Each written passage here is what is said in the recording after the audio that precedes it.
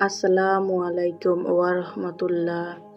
আমরা সবাই জীবনের বিভিন্ন প্রয়োজনে আল্লাহর কাছে দোয়া করি, কিন্তু অনেক সময় মনে প্রশ্ন জাগে, আমার দোয়া কি কবুল হবে? আজ আমরা জানব দোয়া কবুল হওয়ার কিছু গুরুত্বপূর্ণ কারণ।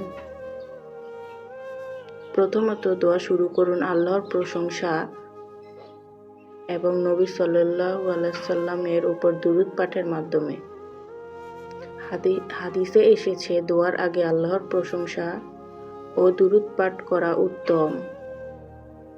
দ্বিতীয়ত, পূর্ণ বিশ্বাস নিয়ে দোয়া করুন। মনে রাখবেন, আল্লাহ সবকিছু শুনছেন এবং তিনি চাইলে মুহূর্তেই আমাদের অবস্থা পরিবর্তন করে দিতে পারেন।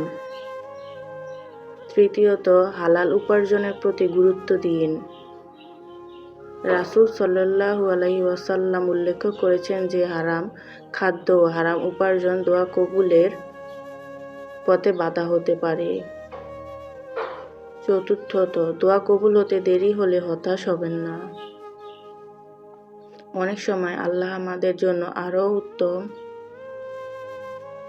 কিছু নির্ধারণ করে রাখেন,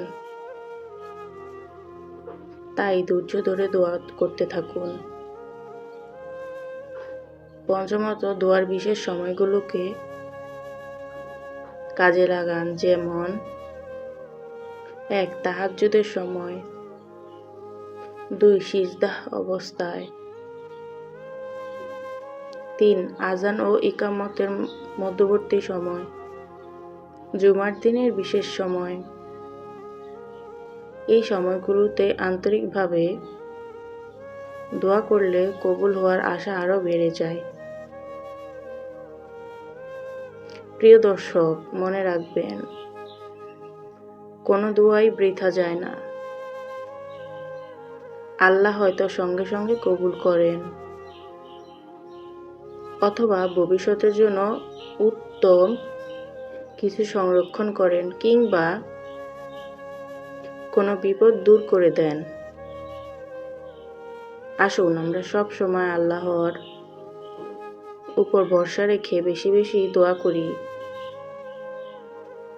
আল্লাহ তাআলা আমাদের সকলের বৈধ দোয়া কবুল করুন, আমিন।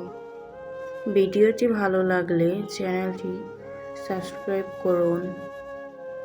আল্লাহ হাফেজ।